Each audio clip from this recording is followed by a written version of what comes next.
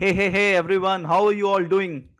Welcome to the 20th episode of the podcast Africa, the next big thing. With all your blessings today, we have completed the 20 episodes. And first of all, a very happy new year to each and every one of you. We know that we all plan new year resolutions, we all do a lot of planning, what we are going to do this year and you know how we are going to make a lot of money, and for students they decide how much they have to how they have to plan their new year and how they have to write the resolution. But there are times when we all plan, but we don't execute that. So today the guest that we are having, he's Dr. George. He's the person who doesn't need any introduction. He's the CEO at Pegis Global Services Limited. He has more than 20 years of experience in oil and gas industry, which is such an amazing, and yes, he has worked with many different continents. He has worked with a lot of international clients, and like, they always deal in oil and gas. A lot of things which we are going to ask him more about it. And so, the priority of today's episode is going to know how to write your new year resolution, like how to plan and how to execute, especially businesses, corporates, and even if you are a student, it is very beneficial for you. So Mr. George is here with us, and here he comes. He's live and he's here. Hello, Mr. George, how are you? I'm doing very well. Good morning and happy new year to everybody on screen that's watching this program. Yeah. Yes. Thank you so much. And first of all, it's our privilege to have you over here. I know you are a very busy person, so you gave your precious time. So let's just start. But I just want to start with your introduction first. Like, how did you get started? Your backstory, your education. What was your childhood like? Yes. Okay, thanks for that. I was born on the 25th of November about 50 years ago, and Okay. I got born into the family of a reverend father. And my dad was a bishop before he died, and I had siblings, about seven siblings. And we grew up together in a very wretched home, so it was difficult to actually cope. But God was able to provide funds for my parents to take me to school from a primary to secondary and then up to the university. So by the time I was done with university, they felt they tried that I need to go and fend for myself. And I really did give a lot of thanks to my parents and my siblings. So, as God may have it, I wrote a lot of interviews for employment. I went from one state to the other. In fact, I was counting and I wrote over 180, applications for interview. And I was Wow. privileged to attend over 100 interviews, both online, both by calls and physical. Over 100 interviews. And luckily enough, the very first job I got was with an international oil company, which is the Nigerian Deep Oil Company. Now, at the same time, I was getting the Nigerian Deep Oil Company as my employment. I also had employment coming for me from Schlumberger. I also had employment coming from another Nigerian company they call NAPE. And then two other employments came almost at the same time. So I was in a fix, which do I choose? But luckily enough, I'd already gotten that of the Nigerian Deep Oil Company, and then I went in for it. So I started as a pupil engineer, and I rose from pupil engineer to main engineer, and then I got into senior engineer. Then I got into a coordinator. I got into company rep in artificial lift. Then I got to coordinator for the integrated management system of HSE.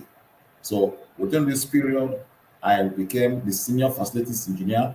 I became the senior electrical submersible pump engineer, and then the company's budget planning, performance, and appraisal representative.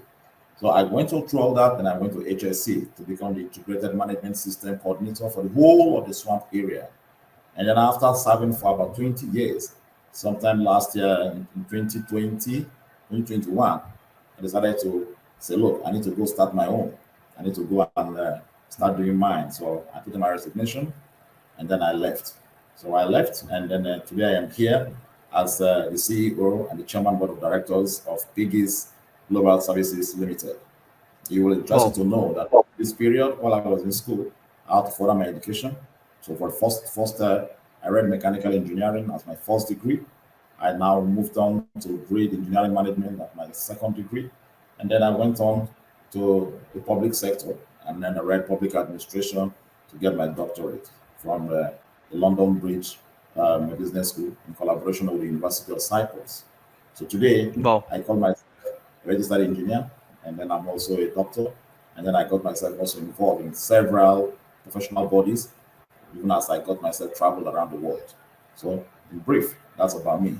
Thank you. Oh, amazing, amazing, and thank you so much for your openness, such an inspirational story, first of all, that you have mentioned. So, Mr. George, what were the challenges during that time? Let's say I won't ask you, like, you have such a great experience of 20 years, but what was the tipping point where you decided that, yes, now the time has come, you should start your own business? Because usually what happens when somebody has such a great experience for so long years, now they have a good salary, they are getting a security, everything is fine by the companies. So why, like, today we see, like, most entrepreneurs, when they come and start their business, they start in the young age. But after such an experience, you decided, okay, now this is a time to start. So what was the tipping point where you said, no, I want to do on my own now? Naturally, I like challenges. Okay. I'm very ambitious. I'm someone that is very ambitious. So, for the very first day I got into Ajib as an employee, an employee, I had a feeling that someday I need to start my own. Because while I was in Ajib, I see a lot of contractors coming, and I deal with the contractors. I give them do their EPC, evaluate their invoices, and then have chats with them, supervise them in different jobs. But I realized that these contractors call me sir. They try to bow for me, they try to give me a lot of respect. And that was in the physical. Now going back and looking at them, I realized they are more rich, they are richer than me. They are more influential in the society than me. They are more prominent in the society than me. Then I asked myself, why would I answer the word, sir? Why would I have that kind of accolades from people that I supervise? And yet, in society, they are much, much better than me. Then I now realize that it's not as easy, but it's better when you have a company on your own where you control the resources and you'll be able to at least challenge and make ends meet. So from then, just less than a decade when I joined AG, my intention to get my own company started rising up. So I started putting on mind to be able to go on. So while I see these contractors every day, I had the motivation that I need to get my own. So towards the time of COVID, I realized when I was now taken to the Integrated Management System section of HSE, I realized that look, this is the time to leave. Because COVID time, the work wasn't interesting anymore. It was becoming very dull. It was becoming very because I was working in the field at our terminal, and so it was a lockdown period. You can't go anywhere. Hmm. You have to eat on food. So I said, look, I need to just be on my own. Just for me to be comfortable, this is the time to strike. So I started making plans. So the mind of being on my own has been there from time immemorial. And then the COVID helped me to kick it off and say, look, I have to leave. So when COVID started going down in 2021, I had to put in my resignation. And here am I, trying to make sure that I make a ends meet, meeting of the Oh, targets that I want to meet. you're doing amazing. You're really doing amazing. And yes, everybody started. Even, when I was in Ghana, in Accra, Ghana, I worked there for 4 years. So I was in Ghana in 2020 only. I decided that, yes, I have to open my own business. I was very young that time. So even I'm still young. But my tipping point was, I like digital revolution was coming. I was about to know that yes, everything is going digital. Now people, they have started advertising digitally on social media, everything. So I invested in a lot of American mentors. I learned everything from USA. So besides my job, I just did that. And when in 2021 January, I decided I should quit Ghana, should quit my job. Then I became a full-time digital coach, as well as now I have my own agency in India. So that That's was my great. tipping point. Yeah, to add with you, and that's amazing. COVID was actually the time to decide what you have to do, because market trend was changing. Uh, Yeah. so, Mr. George, now my next question to you is: now you are a CEO of a company. Now you are no more an employee. With such a great Yes. experience. So, as a Yeah. CEO, how have you planned your New Year resolution? Because now the viewers who are watching this episode, some of them, who are just starting out their business, or even some of them, they are new. So, how should a CEO plan their New Year resolution? Like what they have to do in business? Right. Like I told you when I started, I am very ambitious. I am someone Yes. that always want to aim for the bigger thing. So when I started this company as Pegis, I had five stream of things to be able to do. I actually wanted to make sure that I diversify to a lot of places and a lot of things. But I'm just like 4 years old now. This company is just about 4 years old. But I started it before I actually left Nigeria Oil Company. So when I started, it came to I came to realize that it's not as it is to be. You have to put in a lot of effort. You have to do a lot of things because when I came out, I had to buy over the shares from Pegis. Actually, it started actually 4 years ago, and I had to buy over the shares to become the CEO. It makes me understand that you have to put in a lot. Now, to put in a lot, I realized that making a New Year resolution is key. So what I do, like I'm starting from this year, is to ensure that I took a record of what had happened over the last 4 years. Now, I took a record of what has happened in terms of growth, in terms of diversification, and then I had to like put the financials alongside with it, and then know where we're getting it right and where we're getting it wrong. So first of all, I had to employ an expert of business administration for a week to tutor me on what is right and what is wrong and what to be done well. So that's where I picked on my resolution. So I have a resolution on ensuring that my profit index is goes at least 100% from what it was last year. I have also had a resolution to see that the status of the company it's grown from where it is to a bigger one because of the diversification that it has in mind from inception.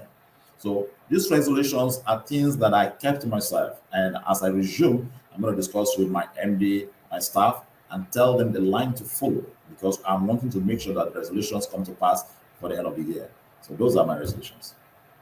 Oh, amazing, and I hope you will get a lot of success because you have planned such in a great way. So, Mr. Exactly. George, according to you now, what are the most profitable business in Africa? Because in especially in 2023, like if somebody is just going to start this business, like someone is planning, okay, let me start my own business.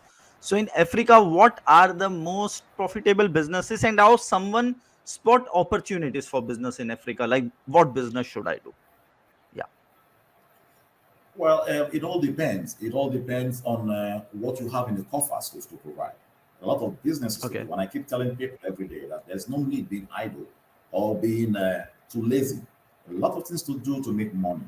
So let's assume you have a lot of money you want to invest into business. Then you have a lot of things at your disposal to choose what you want to do. But if you do not have any money, maybe you have just a stipend, like you want to be an entrepreneur and you want to start, there are still a lot of things to do. All that it matters is for you to be focused, dedicated, and ensure that you go for what you want. So first of all is passion. What are you passionate about? What do you want to do? Like I have 20 years experience in oil and gas, so I can only do very well in oil and gas. That's why I'm in there. But don't forget, I always also want to diversify, and I'll come to that later on. So if you want to do a business in Africa, the first thing is your passion.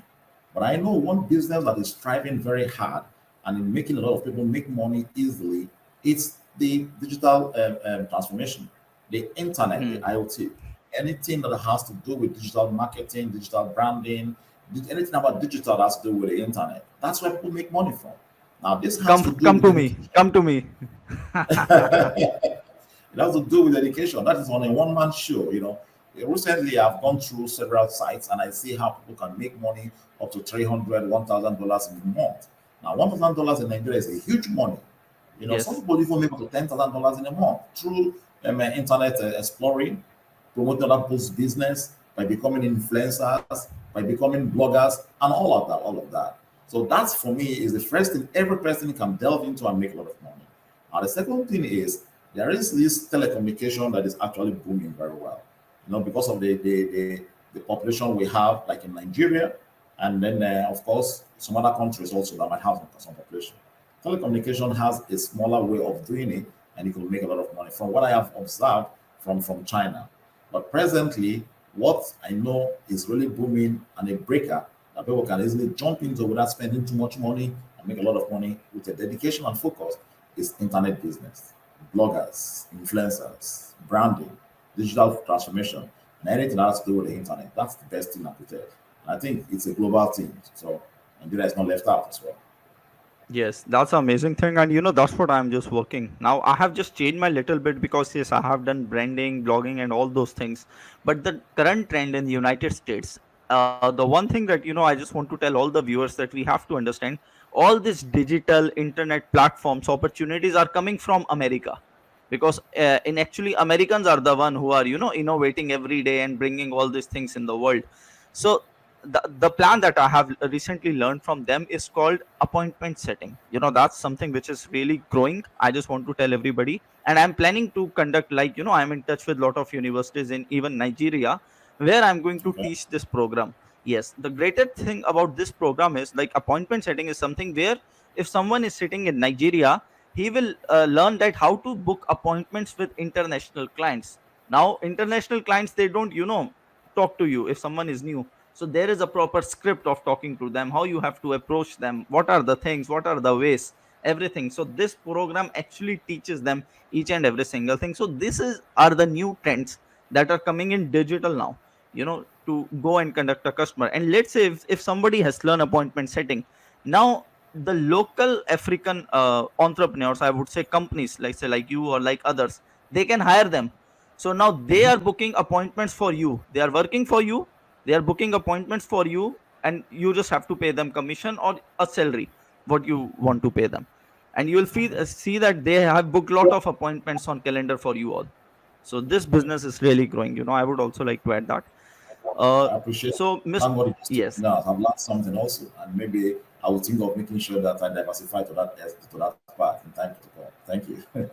Oh yeah, yeah, of course, we'll reconnect again, no problem. So, Mr. John, now my next question to you is, like, there are times, especially people, they make their New Year resolution. Okay, this year I'm going to do this. This year I'm going to do that, but then they don't stick on that. So, how to stick on New Year resolution according to you? It's simple. It's simple. I am a good planner. So anytime I want to do something and I've been on mind to it, I plan towards it. And when I plan, I always work with a short, medium, and long-term plans. Now I made a New Year resolution for 1 year. So within this 1 year, I set a plan for 1 month. Now the 1 month starting from the second week in January, which is next week. Now with that, I am going to start my 1 month, appraisal model. And then I will now go into a 3 months medium model. Then I'll go into a 6 months long-term model. So what I do is to do subsets of this plan. So inside the 1 month, I have a 1 week target. Then I have a 2 weeks target. Then I have a 4 weeks target. Now inside the 3 months, I have also a 2 weeks, a 1 month, and a 3 months target. So I do subsets inside each planning. And I'm a good planner. So what I do is that when I do this plan and I try to make sure that I get myself disciplined to it, I use the acronym SMARTER. Now, the word SMARTER, which I know many people know about, is what guides me a lot. So anytime I get to the limit of any duration of my plan, I always do re-examination. I do re-examine myself to know the degree of success or failure. With that, I try to pick up again and I go. So I will advise anybody, it's not just good to just make a resolution. Try and make a plan to actualize that Plan. resolution. And when you make the plan, try and your outcome is bigger than you're expecting. So that when you don't meet up the big part, you still meet up your resolution. So that's what I do, and that's what I'm going to do basically. Or I've already put down the plans. It's there on paper, just to actualize it, and that I will meet it. I'll meet it by God's grace. Oh, amazing. I totally understand, all the points that you have mentioned. That's really amazing the way that you are doing. So, Mr. John, my now next question to you is, like you are now you founded the company Pegis Global Services Limited. So, just tell a little bit more about it, like what it is all about, and where do you see yourself after 5 years? Oh wow! Um, Biggest Global Servicing Limited is actually an oil servicing company. We're basically into surface facilities. We're also into downhole when it talks about completions, wellhead completions, and then wellhead first and second line maintenance. We're also into some kind of entities. We're also into corrosion, and we're also diversifying presently into marine. So this is biggest global gives you a lot that you have to like know as far as the wellhead is concerned. So somehow we are also getting into fishing, which is a downhole intervention team. So what we do presently that we're working on with companies like some two other IOCs, I don't want to call your names, is trying to do the first and the second line maintenance of the wellhead. and then we go into the installation of the well heads. We also make sure that the wells is well fine in terms of well integrity and it's good to flow without any kind of security risk. So that's what we're doing now. And we're also doing certain things that has to do with training with some small clients. And then we're also doing things that has to do with some kind of what should I call it, maintenance and consultation with people because of our pedigree. So we have staff here that have 20, 30, even 40. We have one that's about 33 years of experience in the oil and gas industry. So it's very vast. And this brings me to what do I expect in the next 5 years? Now, Pegis, from what I see, has 5 branches that it wants to excel. That has to do with logistics. It has to do with downstream and midstream. It has to do with upstream. It has to do with marine. And it has to do with training and consultation. So presently, we're doing a little of training. But the intention is that in the next 5 years, we will have another office separate on its own that will just be for consultation and training. And then we will also be able to have an office specifically made as for marine purposes. So what we're forming in the next 5 years, have a Pegis consortium where we will have different offices being established. Presently, what we're doing more or less looks like that of downstream. So we are tying the downstream and the midstream together. So hoping in the next 5 years, we will be able to have 1 or 2, maybe stations for gas, for gasoline distribution or refinery, as the case may be. And then we'll also make sure that we're not forgetting the logistics, because we're going to realize that logistics, by way of haulage and all, is a very good aspect of making money. So that's another place we're also looking at. And these 5 conglomerate sections will form the consortium of Pegis. And we expect that in 5 years' time, we should have specific offices for all these 5 areas to be able to exploit and make better things out of the oil and gas industry. Amazing, amazing. And I just want to tell you, like, I wish you all the best. Like, you should do all these things because the more you will do, the more you will grow, your business will grow, and more employment you are going to generate for local Africans. That is very That's correct. important. So you are really solving a great problem for them. Amazing.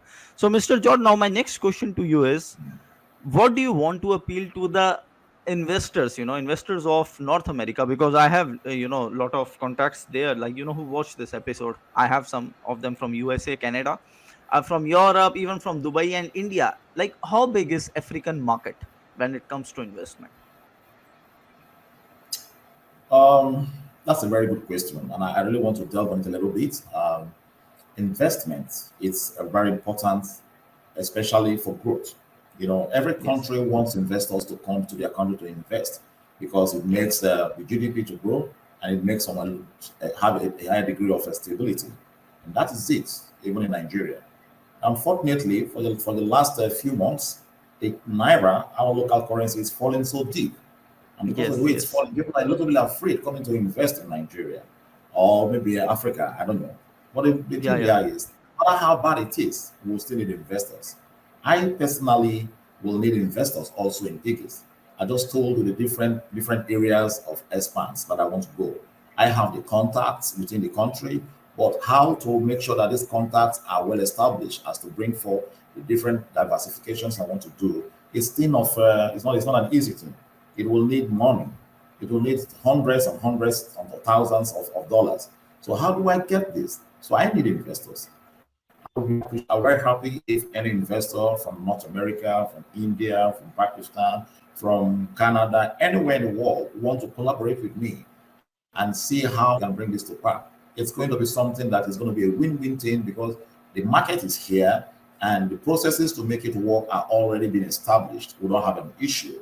So investment are very, very interesting. Don't forget that oil price is already going high. Well, you can say it's because of the Russian and Ukrainian war, but you also need to know that the need for oil for a better power status in Africa is being looked at as oil. Even though the Western world said, no, we don't do oil again. It doesn't have, it's not friendly enough. Go to renewables. Yes, we'll go to renewables. But even renewables cannot survive without fossil fuel.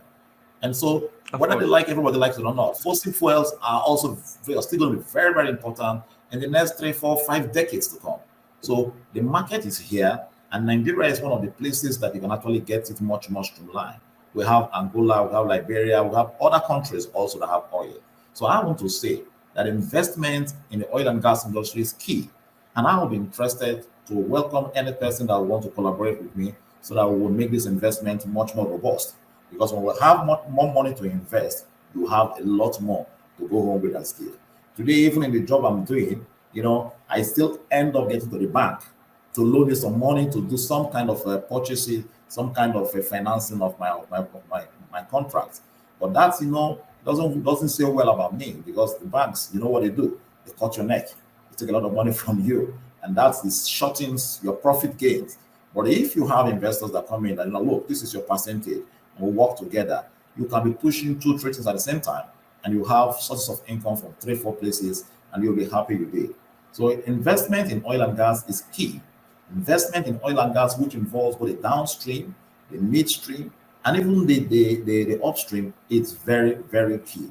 I want to believe that if investors come and we sit down to look at the tables and the programs together, they'll be happy to invest and they will not lose. So having Nigeria in mind and saying that Nigeria has come out and that time has passed.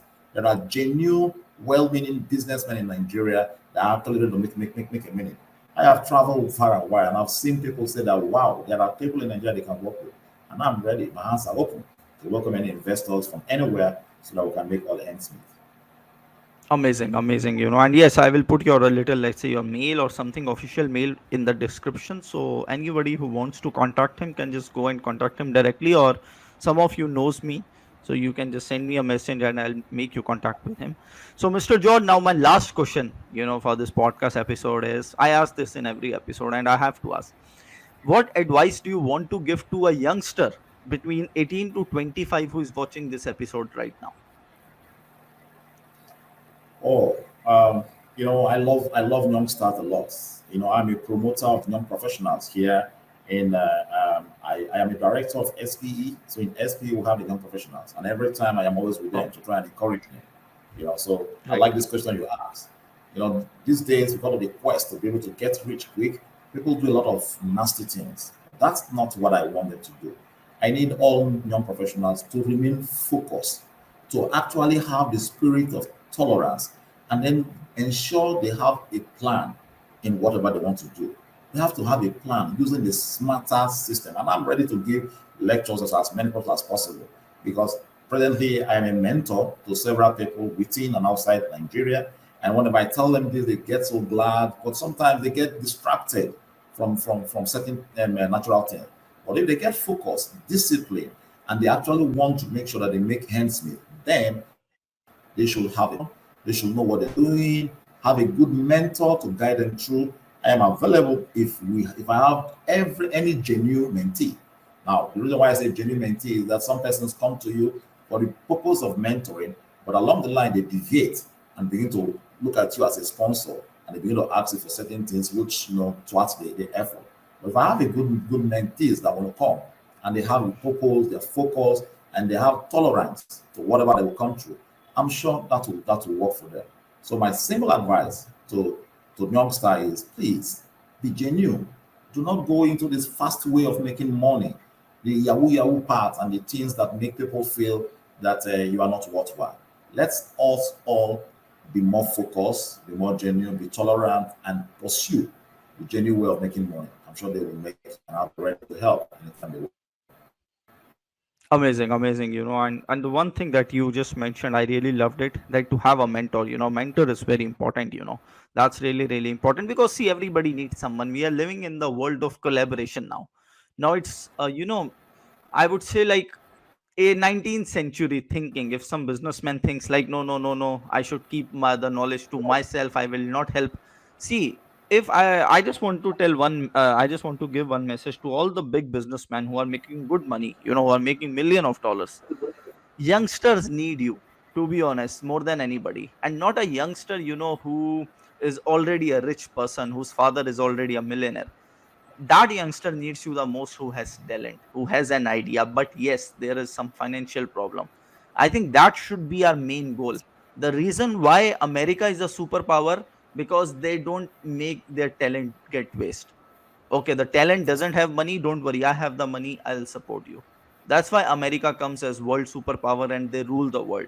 This is the number one secret, that's why they are ruling. Because they never make sure that if somebody is talented but that person doesn't have money, in other countries, even in India, they don't care, doesn't matter the talent, he should have money, but that's wrong. It's I believe like money is given by the opportunities that has been given to a person from God. It comes from Almighty that gives an opportunity, and if God has given you that opportunity and that advantage, better help others who doesn't have, who don't have That's a correct. godfather, who don't have a big father. Help those people, because that will make you more money. That is, in the end, that is going to make these people more money because they invested in talent. And these youngsters, they That's have different ideas these days. So we are yeah. living in a digital age. Yes, so that's amazing. That's correct. So it was an amazing episode with you, Mr. George, and I'll Thank see all my viewers in the next episode of the podcast. So click the subscribe button if you guys want, only serious people who want to learn every week. So thank you so much, Mr. George, for coming here, and thanks thank you so everyone. See you much. guys next week. Yeah, thank you. Have a great day. Thank you. Bye bye. Thank you.